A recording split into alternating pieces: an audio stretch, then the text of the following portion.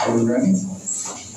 Thank you all for being here today. I'm honored to be here with my counterparts, the foreign ministers of Rwanda and the Democratic Republic of Congo, to witness the Declaration of Principles for Peace in the Eastern DRC. It's a declaration that establishes a fundamental understanding of regional governance, security, economic frameworks, and end the fighting and allow the region to reach its full potential.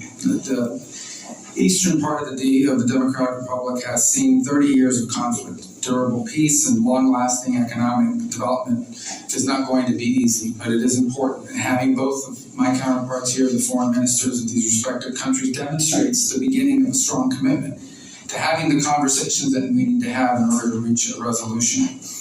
I'm proud to work for a president who's made peace, stable global peace, a priority of this administration. And today is evidence of that. He wants to see a peaceful resolution in many parts of the world, but he wants to see a peaceful resolution here, and we want to play a constructive, productive, and important and key role in ensuring that that can happen. And a durable peace in the Great Lakes region will open the door for greater U.S. and broader Western investment, which will bring about economic opportunities and prosperity. And it will also help advance President Trump's prosperity agenda for the world. It's as they call it, a win-win for everyone involved, for the United States, for the Democratic Republic of Congo, and for Rwanda. Our firms are good corporate citizens, American firms, and they'll bring good governance and ensure responsible, reliable supply chains for things like critical minerals that benefit regional governments and our partners and allies as well. This economic development, combined with durable peace, and I would say durable peace comes before economic development. It's impossible to do without the peace. It will also allow millions of displaced people to return to their homes, to safer communities, with new economic opportunities that have escaped generations. The African Union and regional economic communities in Africa have done incredible work, and we need to recognize that in bringing parties together and laying the foundation for these talks. Our government here is focused on energizing these efforts. So we're going to be in close contact with our African Union partners to make sure we can bring this to fruition and to see that this better future reaches everyone. I do want to especially thank our senior advisor, Mr. Boulos, and his counterparts in the Democratic Republic of Congo and Rwanda for their vision and for their hard work. Today is a step to building a peaceful, prosperous Great Lakes region, and we look forward to working with everyone involved to achieve this goal. Thank you.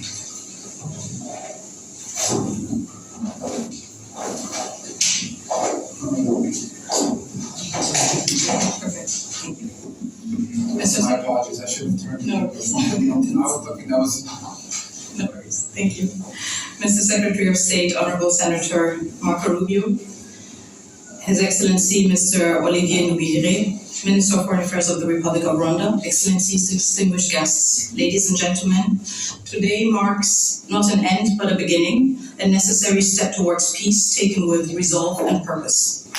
This moment carries particular weight for the Democratic Republic of the Congo. In Goma, in Bukavu, and beyond, the reality of displacement, insecurity, and hardship continues. For us, the urgency of this initiative is not theoretical, it is human. We signed this Declaration of Principles not as a symbolic gesture, but as a political commitment, a reaffirmation of principles enshrined in international law, and most recently echoed in the UN Security Council Resolution 2773, a resolution calling for the immediate, unconditional, and verifiable withdrawal of all foreign troops from sovereign territory of the DRC. We are clear in the Great Lakes region, peace must come first, followed by the rebuilding of trust, and then, only when conditions are right, the careful reopening of a path to meaningful bilateral cooperation. Too many past efforts have failed because sequencing was ignored and accountability postponed. Peace and development cannot rely only on good intentions. They must be built on responsibility, clear commitments, measurable timelines, and consequences for non-compliance. This is the only way to restore credibility, not just among states, but with the people who are waiting for peace to become real. The signature of today's Declaration of Principles heralds renewed hope. It reflects the U.S. resolve to complement and support regional and international efforts. This initiative brings accountability and draws the hard lessons from past efforts that have failed to materialize. So the good news is, there is hope for peace. The real news, peace must be earned, and it will require seriousness, transparency, and sincerity. We welcome the leadership of the United States of America, a country that has shown steadfast support, consistent principles, and resolve in multilateral forums, especially within the United Nations Security Council. Mr. Secretary, Senator Rubio, I would like to express our deep gratitude. Dr. Boulos, also, your extensive consultations across the region have brought nuance, depth, and humanity to this process. And your presence today underscores that diplomacy must listen, understand the lived experiences of those most affected, and seek durable solutions. The Democratic Republic of the Congo recognizes and values this engagement of the United States. We are also encouraged by US-backed initiatives that promote secure mineral value chains and inclusive economic growth. These efforts reaffirm that peace and prosperity are inseparable. Each step towards stability is a step towards dignity, jobs, and schools. This is a promise of responsible investment and a principled partnership with the DRC, a country not only emerging from conflict, but also at the core of finding solutions to global challenges. To our countrymen and women in the Democratic Republic of the Congo, especially in the East, we know you are watching this moment with concern, with hope, and yes, with doubt.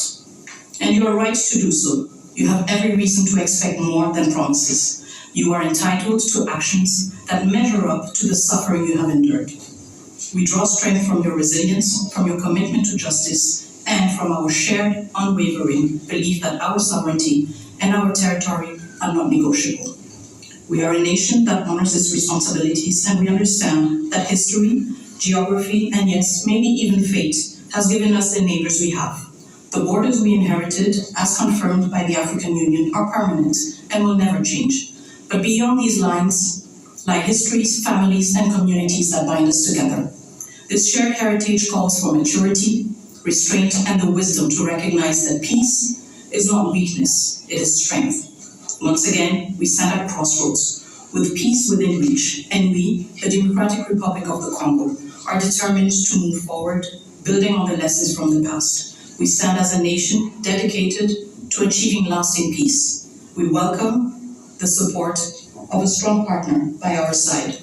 And I voice the solemn hope that all parties will seize this opportunity, just as we, the DRC, have chosen to. Thank you. Thank you, Madam Minister. Thank you. Good afternoon. On behalf of President Paul Kagame and the government of Rwanda, I want to start by thanking President Donald Trump for enabling a real change in the conversation on how to resolve the situation in the Eastern Democratic Republic of Congo, leading to the signing of the Declaration of Principles today. I thank Secretary Marco Rubio and the United States government for hosting us, and I commend the positive role played by Senior Advisor Masad Boulos and his team and other officials in the significant progress achieved thus far. Today, we are talking about the real issues, the root causes that must be addressed to achieve a lasting peace in our region. Those include, first and foremost, security, as well as the return of refugees. In addition, and very importantly, we are discussing how to build new regional economic value chains that link our countries, including with American private sector investment. Our goal is a secure region, free of violent ethnic extremism, which is well governed.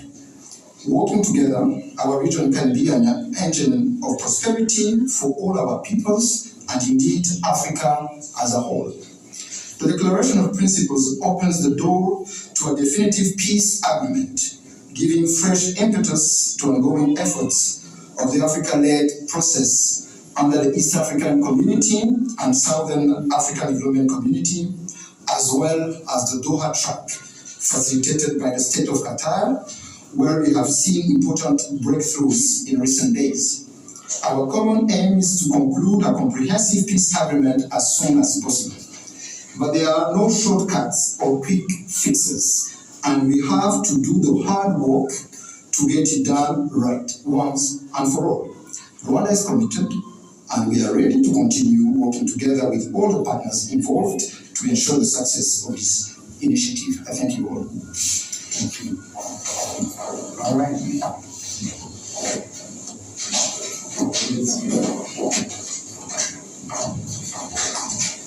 Secretary Rubio is signing as a witness the Declaration of Principles between the government of the Democratic Republic of the Congo and the government of the Republic of Rwanda.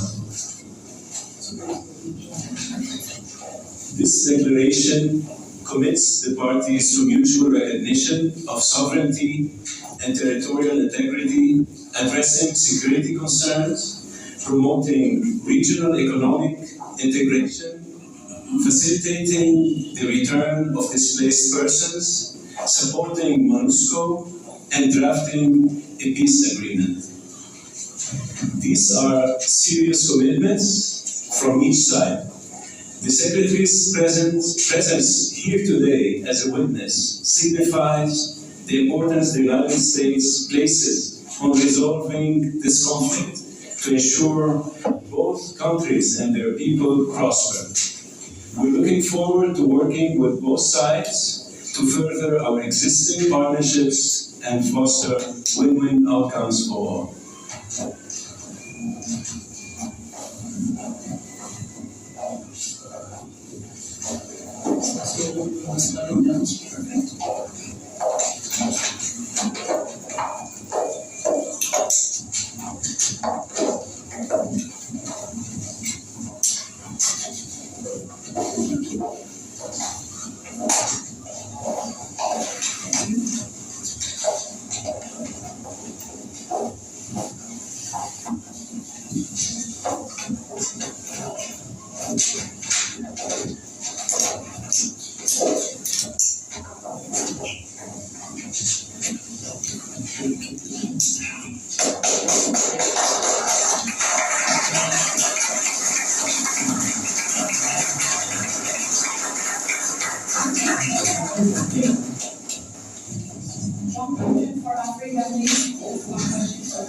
This concludes the ceremony. Thank you.